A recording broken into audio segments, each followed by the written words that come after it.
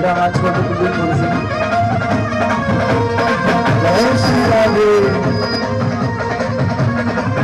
मेरा माइक की मत करो।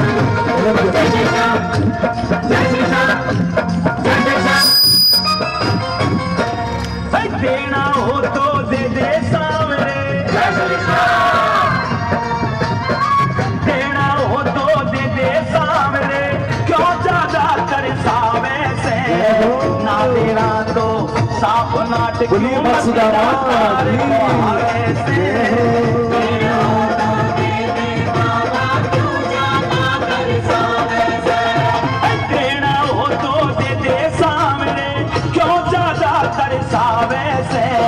ना देना तो साफ नाट क्यों लगता है।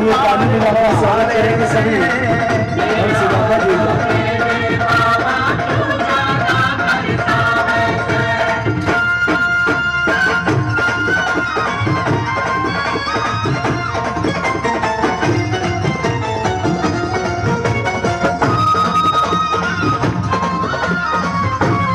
बोलिए भक्सुदामा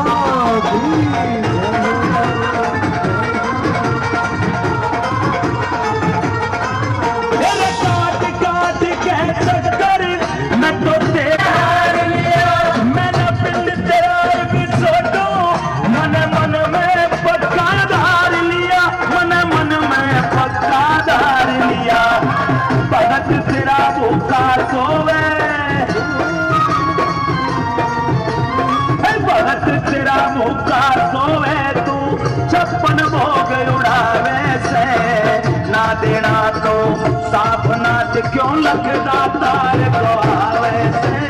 श्री राधे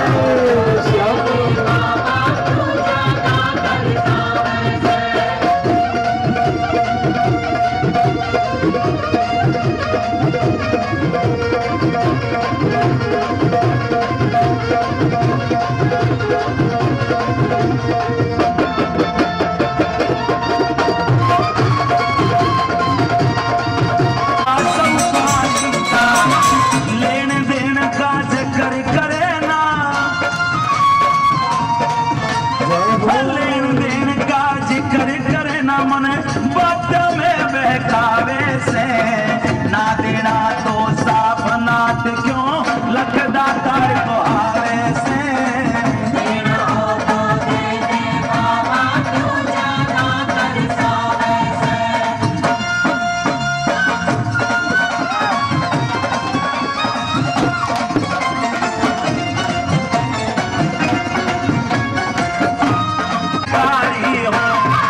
सब भगता के आगे क्यों, सब भगता के आगे क्यों तो अपनी पोल खुलावे से। तना ना तेरा साफ नाट क्यों लगता तार का आवे से। ना देना तो साफ नाट क्यों लगता तार को आवे से। ताली बजाते सभी स्वागत करेंगे दोनों हाथों से, ताली बजाते हुए।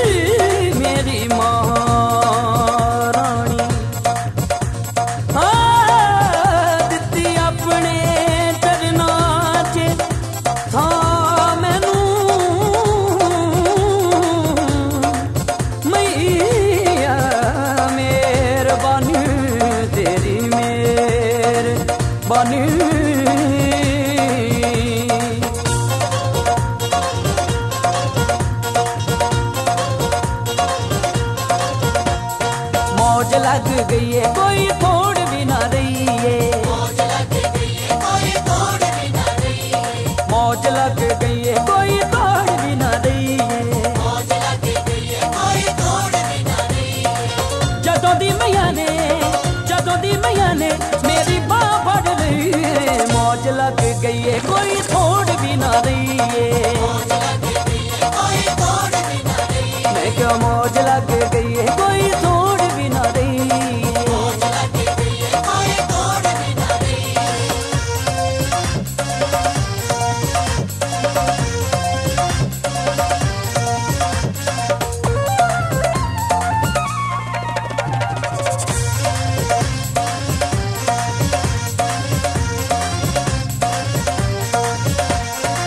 जदों दियां वादेदार होया मंजूरियां, दिया वादेदारी होया मंजूरियां, जदों दियां वादेदार होया मंजूरियां, दिया वादेदारी होया मंजूरियां, मुक गए न बैठे सब मुक गईयां दूरियां, मुक गए न बैठे सब मुक गईयां दूरियां, गमी भी ना रही कोई कमी भी ना रही है, कमी भी ना रही है कोई कमी भी ना रही है, गमी भी ना रही कोई कमी भी ना रही है। कमी भी ना रही है कोई कमी भी ना रही है। जदों दी मैया ने मेरी बाह फड़ लई है, मौज लग गई है कोई थोड़ भी ना रही है, मौज लग गई है कोई तोड़ भी ना रही है, ओ मौज लग गई कोई थोड़ भी ना रही है। मौज लग गई है कोई तोड़ भी ना रही है।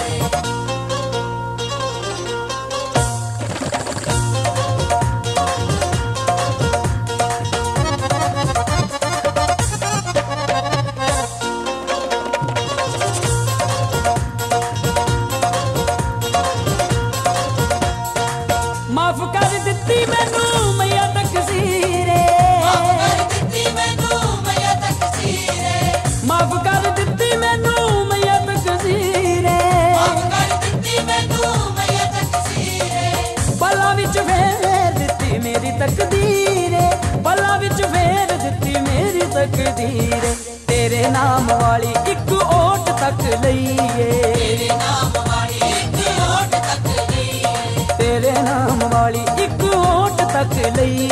तेरे नाम वाली एक ओट तक लईए।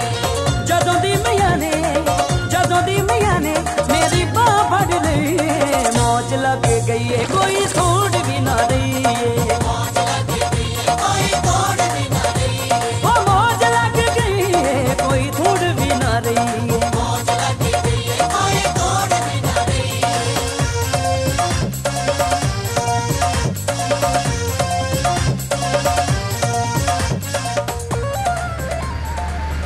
चने के प्रसाद क्यों लेकर जाते हो, फल का प्रसाद क्यों लेकर जाते हो। तो जागर में हम इतना कार्य करते हैं, इतने सामान मंगाते हैं, क्यों मंगाते हैं, किस लिए मंगाते हैं, वो सारा सार और विवरण इसी कथा के अंदर ही सुनने को मिलेगा आप लोगों को। कथा को अगर ध्यान से सुनोगे तो वो तो माँ भगवती के जागरण के पंथ को आप पहचान लोगे कि माँ भगवती के जागरण करने से भक्तों को क्या क्या लाभ प्राप्त होते हैं।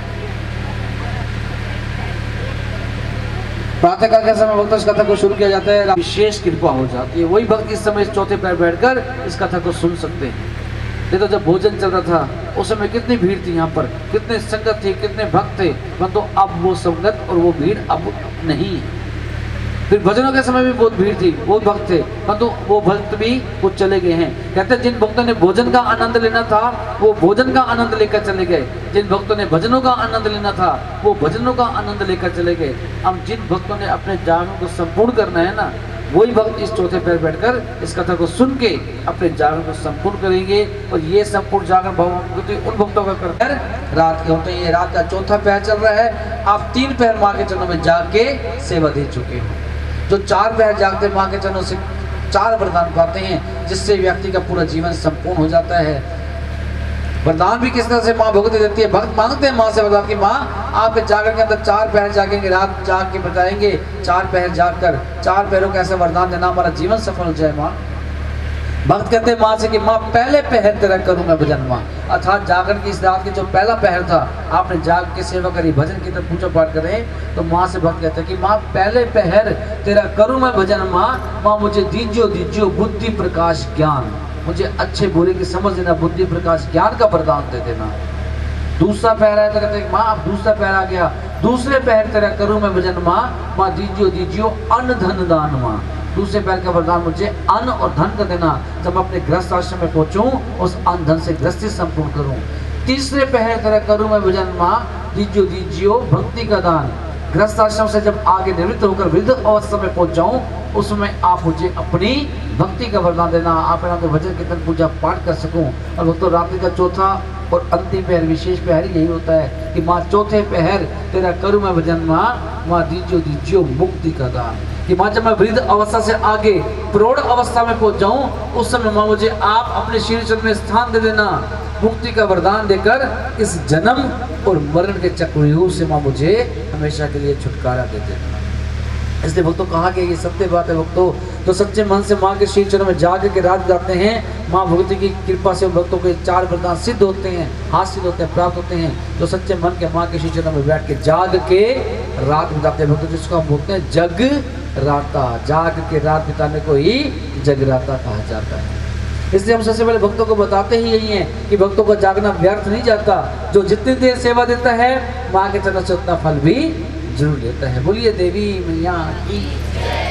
अब आप लोगों को ये बताएंगे कि नारियल की भेंट क्यों चढ़ाई जाती है। पूरे जागर का सार और विवरण इसी कथा के अंदर आता रहेगा, एक एक चीज करके, एक एक वस्तु के बारे में, एक एक प्रसाद के बारे में आप लोगों को पता लगता रहेगा कि हमने हलवे चने का प्रसाद क्यों लिया, हमने मेवे का प्रसाद क्यों लिया, हमने ये फल का प्रसाद क्यों लिया, तांबे का लोटा क्यों मंगवाया गया है, हमने नारियल की भेंट क्यों चढ़ाई है, इतने कार्य किए हैं, क्यों किए हैं, किसने किए हैं, सारी बातें, सारा सार और विवरण इसी कथा के अंदर आप लोगों को सुनने को मिलेगा। नारियल की भेंट भक्त माँ भगवती को चढ़ाते हैं, माँ ज्वाला जी को भेंट करते हैं। नारियल की भेंट के भक्तों को मालूम है हमने ये माँ ज्वाला जी को भेंट चढ़ाई है, तो क्यों चढ़ाई है तो किसी भक्त को मालूम नहीं होता। हम तो फिर भी श्रद्धा विश्वास बड़े भाव के साथ नारियल लेकर आते हैं, माँ के श्री चरणों में भेंट माँ ज्वाला जी को समर्पित करते हैं, परंतु ये मालूम नहीं कि हमने भेंट क्यों चढ़ाई है। पता तो होना चाहिए ना आपको कि आपने ये कार्य किया तो क्यों किया। ऐसे नहीं सब भक्त नारियल ले रहे हैं, चलो जी बहन मैं भी नारियल ले रही हूँ, तो नारियल चढ़ा दूंगी, आप चढ़ाई तो मैं भी चढ़ाऊंगी। ये मालूम नहीं है कि क्यों चढ़ा रहे हैं नारियल। किन किन भक्त तो ने यहाँ माँ के श्री चरणों में बैठे हैं, जो माँ के चरणों में उपस्थित है, अभी माँ के श्री चरणों में नारियल की भेंट चढ़ाई है। किन किन भक्तों ने चढ़ाई है? वाह जी वाह, लगभग बहुत भक्तों ने नारियल की भेंट चढ़ाई है। अब हाथ नीचे कीजिए। अब किस किस भक्त को मालूम है कि ये नारियल की भेंट आप लोगों ने क्यों चढ़ाई है? जिसको मालूम है सिर्फ वो अपना हाथ ऊपर करेगा, जो अगर सही बताएगा तो माँ के दरबार से खजाना पाएगा। खजाना क्या होता है? एक बार आप हाथ नीचे कर लीजिए, 1 मिनट के लिए हाथ नीचे कर लीजिए। आपसे पूछूंगा, आपने हाथ ऊपर किया है, मैंने कहा जो सही बताएगा प्रश्न का उत्तर उसको माँ के दरबार से खजाना दिया जाएगा। तो खजाना ये नहीं कि पीछे कोई सोना चांदी का मैंने बक्सा भर रखा है, आप लोगों को उठा के दे दूंगा जी खजाना ले जाओ माँ के चरणों में। खजाने का अर्थ भक्तों क्या आता है? भक्तों माँ भगवती के खजाने से आप लोगों को खजाना दिया जाएगा। कहते हैं आशीर्वाद होते हैं साक्षात माँ भगवती का। कहते हैं जिन भक्तों को माँ के खजाने से खजाना मिल जाता है ना, जिन भक्तों को, उनके घर में कभी अन्न धन की कमी नहीं होती। माँ की कृपा हमेशा सदैव बनी रहती है, भंडारे हमेशा के लिए भरपूर होते हैं, अन्न धन यहाँ से घर भरा पूरा रहता है। ये माँ भगवती का आशीर्वाद है जिसको खजाना बोलते हैं। मैं प्रश्न पूछूंगा कथा में आप लोगों से, प्रश्न भी कथा के अंदर आएंगे, उत्तर भी कथा के अंदर मिलेंगे। जो सही बताता रहता है माँ के श्री चरणों से आशीर्वाद खजाना रूप माँ का आशीर्वाद लेता रहता है। अब मेरा प्रश्न ये था कि माँ भगवती के श्री चरणों में माँ ज्वाला जी को भक्तों ने अभी भेंट चढ़ाई नारियल की। किस भक्त को मालूम है कि ये भेंट क्यों चढ़ाई जाती है? जिसको मालूम है अपना हाथ ऊपर करे। सिर्फ एक हमारे भैया जी ने हाथ ऊपर करा है, हमारी एक बहन बैठी है इन्होंने भी हाथ ऊपर करा है, परंतु जो पहले हाथ ऊपर करते हैं ना, हम सबसे पहले अवसर उन्हीं को देते हैं। पहले भैया जी से पूछेंगे, अगर इनका सही हुआ तो अच्छी बात है, फिर आपसे पूछा जाएगा। हाँ जी भैया बताओ क्यों भेंट चढ़ाते हैं?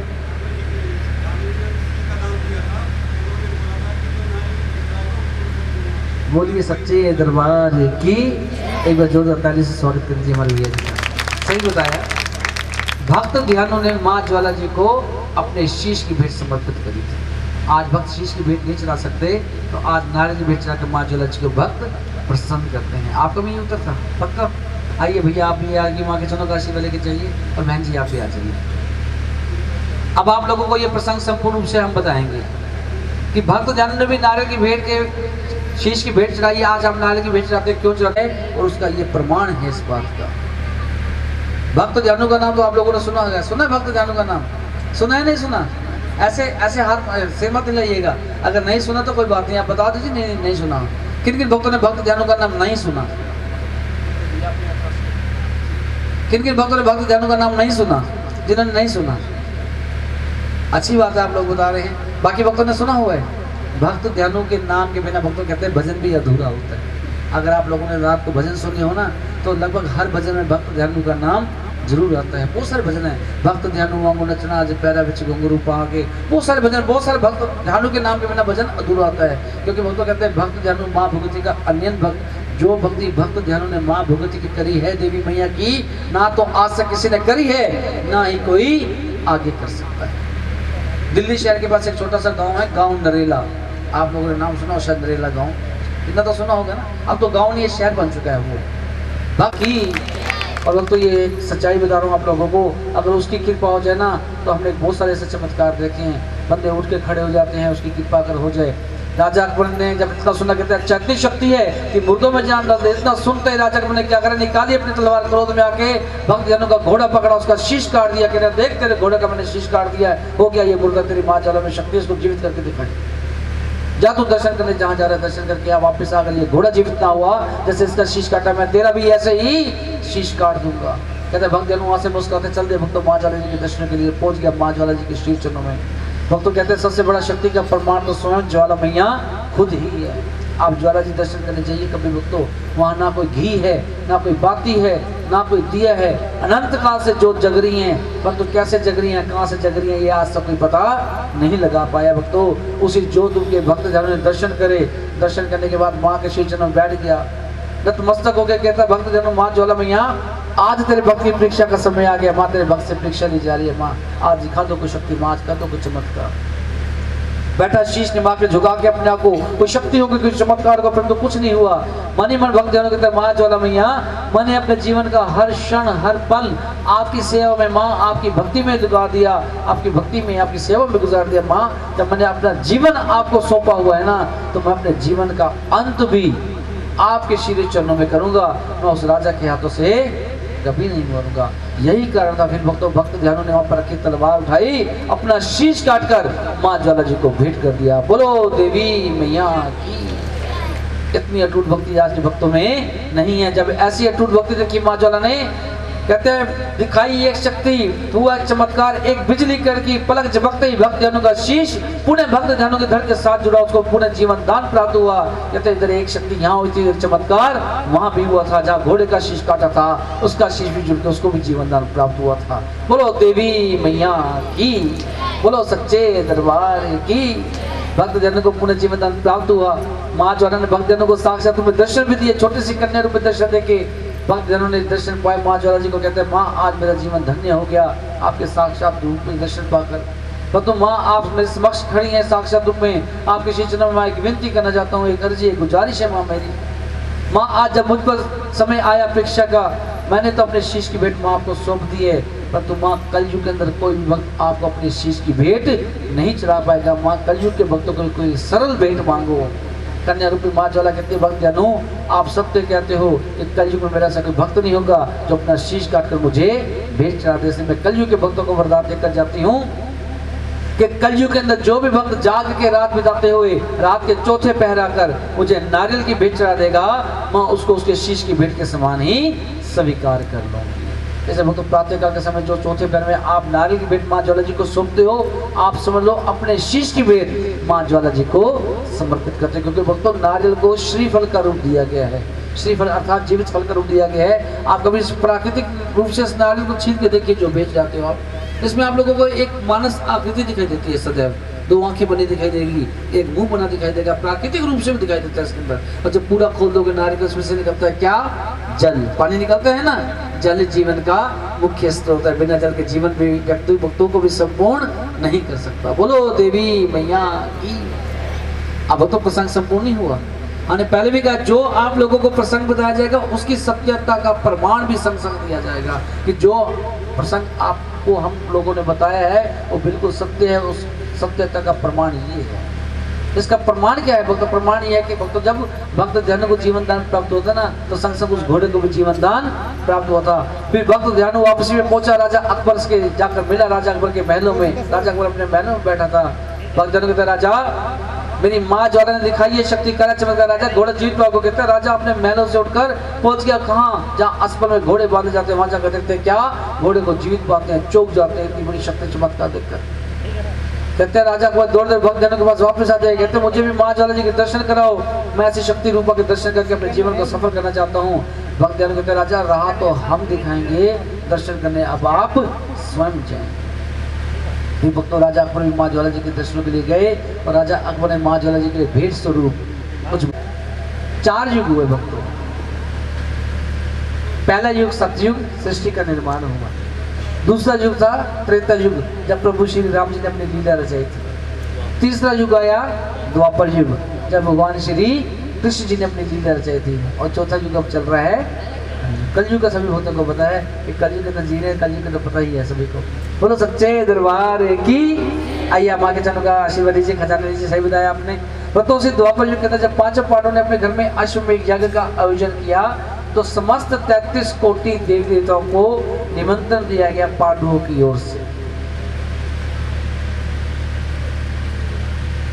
आज चौरसिया परिवार की ओर से भी समस्त 33 कोटि देवी देवताओं को इस दरबार पर आसन दिया गया, स्थान दिया गया है। माँ ज्वाला जी को जोत रूप में मिला है। हो सकता है कि भक्त को मालूम हो, सुन रहे हैं, मालूम भी है प्रश्न का उत्तर, पर तो लगता है वो माँ के चरणों का खजाना प्राप्त नहीं करना चाहता। भैया बैठ क्यों गए आप, आइए ना माँ के चरणों का आशीर्वाद लीजिए। देखो भक्तों ये अच्छे नसीब वाले कर्म होते हैं ना जिन व्यक्तियों के, वो उन माँ भगवती के श्री चरणों से खजाना प्राप्त करने जाते हैं। आप विश्वास करोगे तो सब कुछ है, नहीं करोगे तो भक्तों कुछ नहीं है। बाकी आप लोगों की इच्छा है, भाव है। आप जैसे माँ के शिव चरणों में बैठकर अपने भाव रखोगे, माँ भगवती भी आपको वैसे ही फल देगी। भक्तों माँ के चरणों में बैठे हो, अगर आप लोगों से प्रश्न पूछा जाता है, अगर प्रश्न का उत्तर मालूम है ना, संकोच ना करें, शर्म ना करें। शर्म किससे कर रहे हो, संकोच किससे कर रहे हो?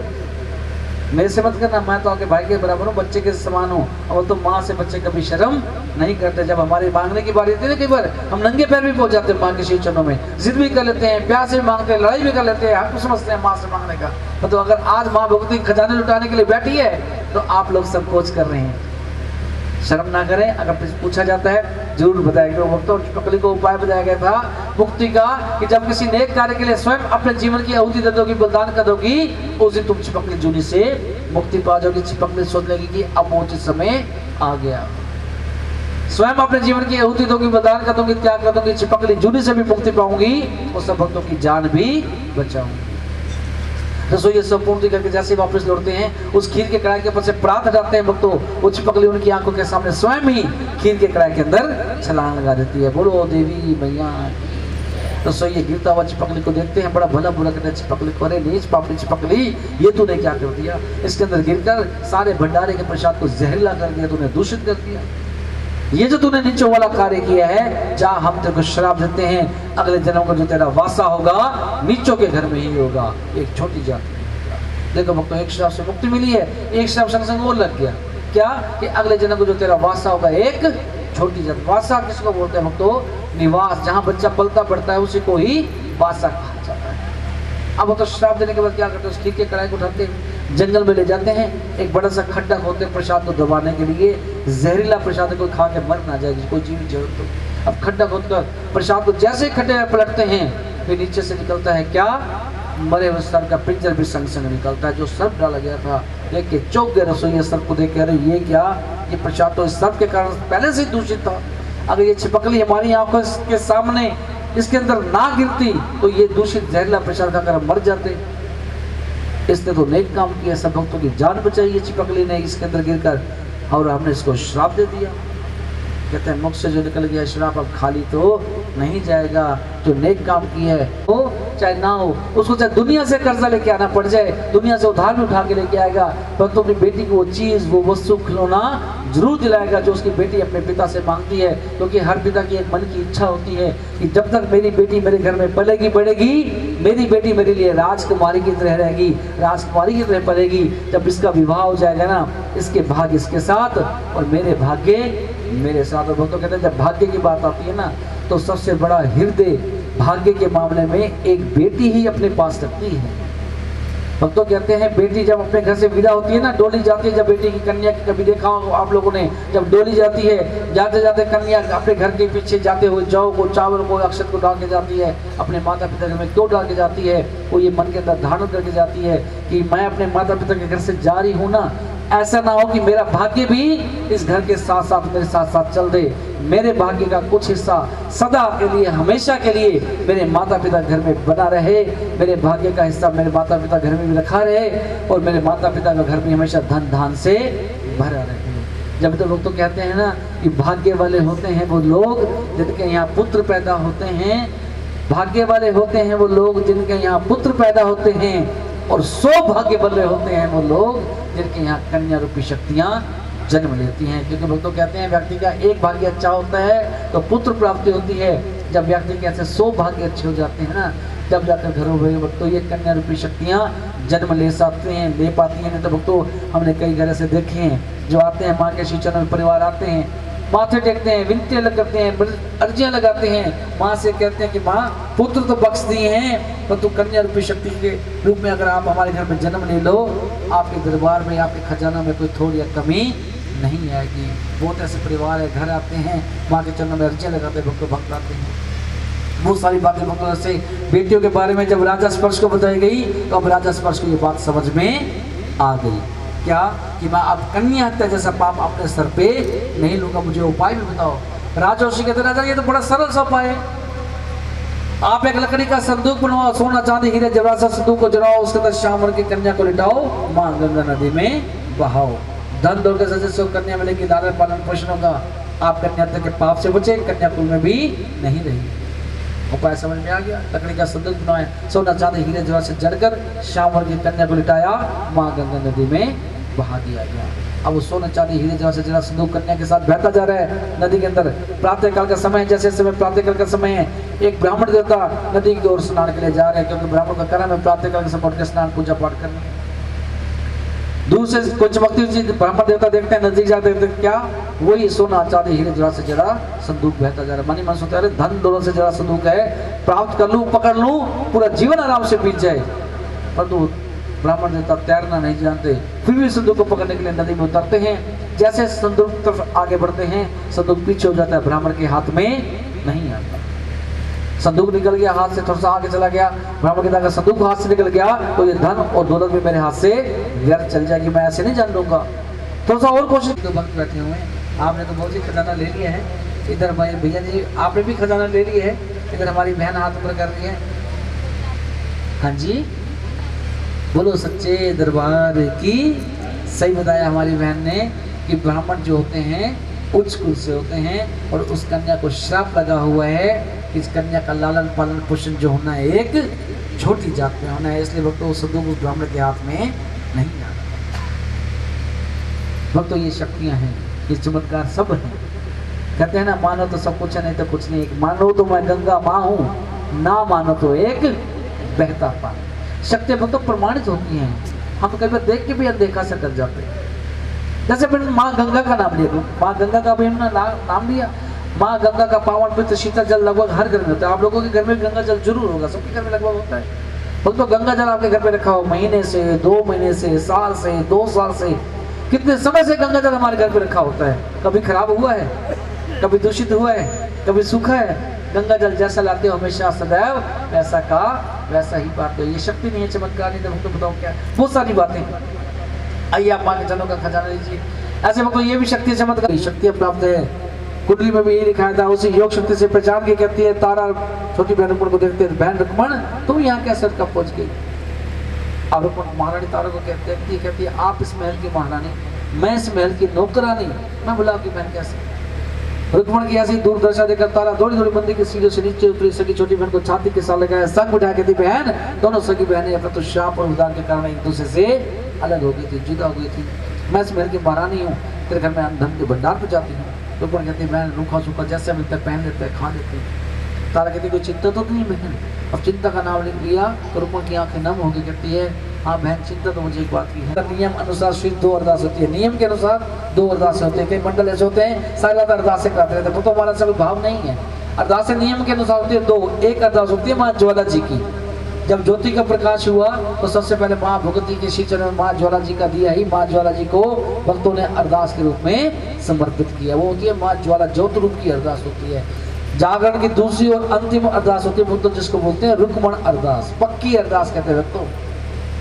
भक्तों संतों और मंत्र द्वारा कहा गया है रुक्मण अरदास कभी खाली नहीं जाती और रुक्मण अरदास माँ भगवती से भक्तों कभी टाली नहीं जाती। जो सच्चे मन से अर्जी लगाता है तांबे के कलश के अंदर, जो भक्तों अर्जी लगा के माँ से मांगता है, माँ ने रुक्मण की अर्जी को संपूर्ण करते हुए संतान का सुख दिया था।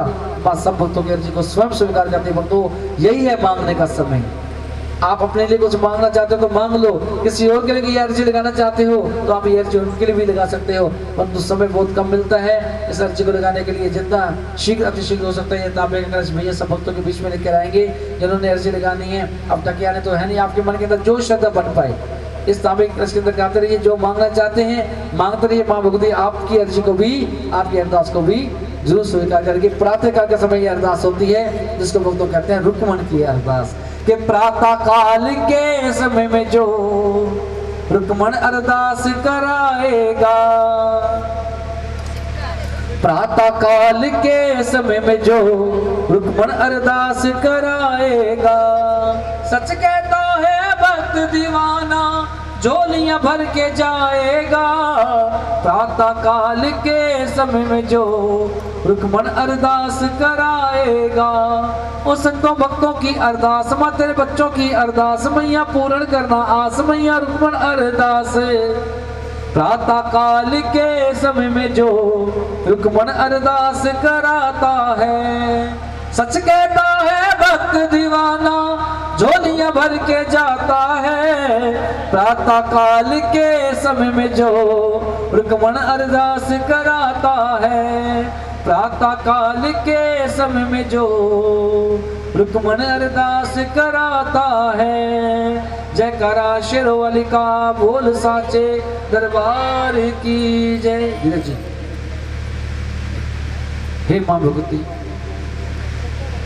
जिस तरह तांबे के कलश में माँ रुक्मण ने अर्जी लगाई थी, संतान का सुख मांगा था, तो माँ आपने रुक्मण को संतान का सुख दिया था। माँ भगवती ये घर में नन्ना मुन्ना लाल आ गया, अब भक्तों रुक्मण अपने उसी लाल के लालन पालन पोषण में इतनी व्यस्त हो गई, इतनी विलीन हो गई कि फिर वो कुछ वो भूल गई, अपनी मन्नत देना भूल गई। जो जागरण की मन्नत मांगी थी, कहते भक्तों हम मांग कर भूल सकते हैं, हमारा वो इष्ट परमात्मा कभी भी नहीं भूलता। माँ को याद था मेरे नाम के जागरण देना है, मन्नत देना भूल रही है, रुक्मण जाती है मन्नत याद दिलाती हूँ।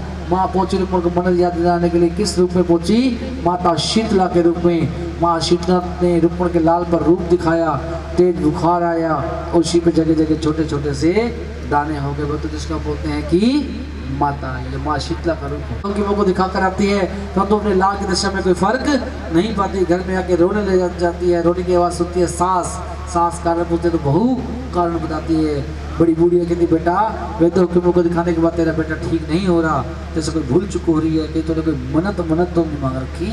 मन्नत का नाम लिया, रुक्मण को मन्नत याद आई, हाँ माँ मन्नत भी मांगी है, जा बेटा मन्नत पूरी कर, तेरा बेटा ठीक होएगा। रुक्मण उठती है, दौड़ मंदिर के अंदर पहुंचती है, पुजारी को मिलती है, जागरण के लिए कहते हैं। पुजारी रुक्मण को मना कर देता है, तुम तो नीच वृत्ति से आई हो, भीलों की नगरी से हम तेरे जागरण करने आएंगे तो हमारा कुल कृत्य होगा, धर्म भ्रष्ट होगा, हम तेरे जागरण नहीं करते। रुक्मण कहते हैं कौन करेगा मेरे घर जागरण? होती है तारा, जब पुजारी की ऐसी बात सुनती है, तारा कहती है रुक्मण को बहन बैठो मेरे संग। बहन मेरी माँ की नजर में ना तो कोई ऊंचा है, ना कोई नीचा है, ना कोई बड़ा है, ना कोई कोई फकीर है। मेरी माँ की नजर में सब एक समान है, एक बराबर है। मैं तेरे घर का जागरण स्वीकार करती हूँ। घर में जाओ, चावलों को पीला करके डल बना के लेके आओ, माँ के नाम का निमंत्रण दो। जिस घर में भक्त जागरण होता है उस घर से चावल को पीले करके ले जाते, डल जिसको बोलते हैं। आपके यहाँ से डल लेके गए थे ना। भक्त जागरण के कुछ नियम भी होते हैं, भजन कीर्तन झाके सुबह हले छोले को प्रसाद बांट के जागरण नहीं होता। अगर नियम संपूर्ण नहीं करेंगे तो जागरण भी संपूर्ण नहीं। रुक्मण भी घर में गई, चावलों को पीला करके डल बना के लेके आई, तारा को डल दे दिया, जागरण स्वीकार हो गया। अब जब जागरण स्वीकार हो गया, ये बात पहुंच गई कहाँ तक? राजा हरिश्चंद्र तक पहुंच गई। राजा भी फिर वही सोचे जो पुजारी सोचा था, तारा जाएगी नीचों की बस्ती भीलों की नगरी जागरण करने, मैं तारा को वहां नहीं जाने दूंगा, मेरा कुल कर्तव्य करेगी। परंतु राजा होते हुए भी वो रानी को मना नहीं कर सकता। राजा है, मना कर सकते हैं, राजा की आज्ञा का पालन होता है, परंतु राजा होते हुए मना नहीं कर पाएंगे। क्यों नहीं मना कर पाएंगे? जिसको मालूम है तो अपना हाथ ऊपर करके बताए, जिसको मालूम है तो। इस बार तो 2-3 भक्तों को लगता है मालूम है। जिन्होंने खजाना ले लिया है वो हाथ नीचे रखे, जिन्होंने खजाना ले लिया सिर्फ वो बताए। हमारी तो आगे की बच्चियाँ बैठी हैं, माँ के संदेह, माँ की कंजक रूप। बताओ बेटा, आप बताओ। बोलो सच्चे दरबार की। सही बताया माँ की छोटी बच्ची कंजक ने कि राजा वचन पर, राजा ने एक वचन लिया हुआ ना, वचन दिया हुआ है। बोलिए सच्चे दरबार की। और तो यहाँ पर ये जागरण संपूर्ण है, संग संग आप भक्तों का माँ भक्त ने जागरण संपूर्ण किया है। एक बार माँ के श्री चरण में आप बैठे हैं, अपनी अर्जी लगा दीजिए, माँ से कह दीजिए कि हे माँ, हमारे जीवन की इस रात्रि को आप अपने लेखों में लिख लेना कि माँ आज की रात हमने आपके श्री चरण में बैठ के बताइए माँ, हमारे जागरण को संपूर्ण कर लेना। माँ संपूर्ण ओती के रूप में हम आपके नाम का जय घोष लगाएंगे, उस जय घोष के अंदर हमारी हाजिरी को स्वीकार कर लेना। एक बार तो नाथ माँ को दिखा दीजिए और माँ का 3 बार, माँ के 3 बार ऊंचे स्वर में जय घोष सभी गावा। शेरा वाली माँ तेरी आरती गावा, पहाड़ा वाली माँ तेरी आरती गावा, पहाड़ा वाली माँ तेरी आरती गावा, ओहो आरती गावा मैया आपको मनावा, आरती गावा मैया आपको मनावा, ओ जोता वाली माँ तेरी आरती गावा, ओ शेरा वाली माँ तेरी आरती गावा, ओहो सोने का लोटा गंगा जल पानी, ओ सोने का लोटा गंगा जल पानी, ओ आरती गावा मैया आपको मनावा, जोता वाली माँ तेरी आरती गावा, शेरा वाली माँ तेरी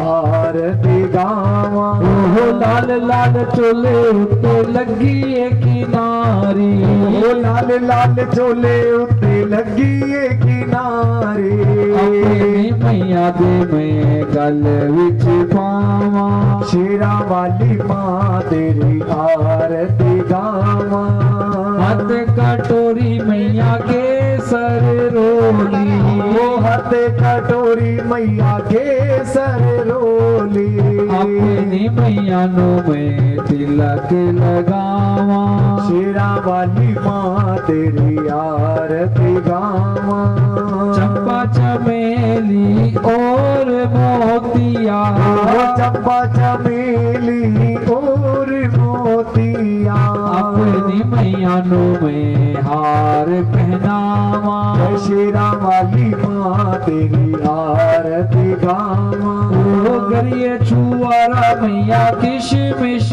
मेवा, ओ गरिए छुआरा मैया किशमिश मेवा, अपनी मैया नो में भोग लगावा, मदरा वाली माँ तेरी आरती गावा, ओ पान सुपारी मैया ध्वजा नारियल, ओ पाने सुपारी मैया ध्वजा नारियल, अपनी मैया नो में भेंट चढ़ावा, शेरा वाली माँ तेरी आरती गावा, ओ सिमर चरण तेरा ध्यानो यश गावे, ओ सिमरे चरण तेरा ध्यानो यश गावे, ओ ध्यानो यश गावे तेरा नंद लाल गावे, ओ ध्यानो यश गावे तेरा नंद लाल गावे, ये चरणों में तेरे मैं शीश झुकावा, शेरा वाली माँ तेरी आरती गावा, माता दे भवन ते फुल्ला दी है वर्षा, रानी दे भवन ते फुल्ला दी है वर्षा, ओ फुल्ला दी है वर्षा, अमृत की है वर्षा, ओ फूलों की है वर्षा, अमृत की है वर्षा, रानी के भवन ते फूलों की है वर्षा, रानी के भवन पर अमृत की है वर्षा, ओ सत्य सत्य भैरव बाबा बेड़े को पार करना, काली माई के लाल बाबा बेड़े को पार करना, बेड़े को पार करना, करना, टुकड़े का नाश करना, हाजिर हजूर करना, जत्ते सत्ते भैरव बाबा बेड़े को पार करना। एकम 284 घंटे वाली माता जी वादी सदा ही जय। सभी को खुले खुले दर्शन देने वाली माता जी वादी सदा ही अपना जय। नेम निभाने वाली माता जी वादी सदा ही जय। भुला चुका माफ करने वाली माता जी वादी सदा ही जय। सभी के अपने अपने गुरुजन महाराज की जय। सभी के अपने अपने माता पिता की जय। जय करा शेरावाली बोल सच्चे दरबार की जय हो। आइए जान के संपूर्ण के पुनः परिवार के सदस्यों को लाख लाख बधाई देते हैं। अब सब भक्त माँ भगवती के शीर्ष चरणों में आएंगे फल के प्रसाद के संग संग